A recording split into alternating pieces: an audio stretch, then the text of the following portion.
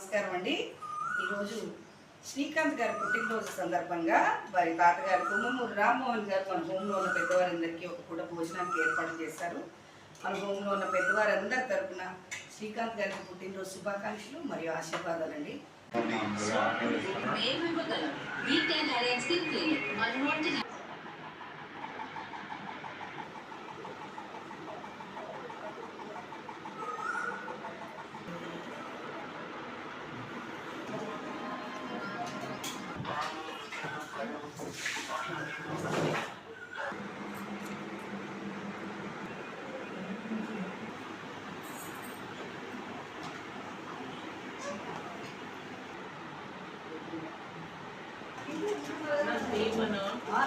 అన్నం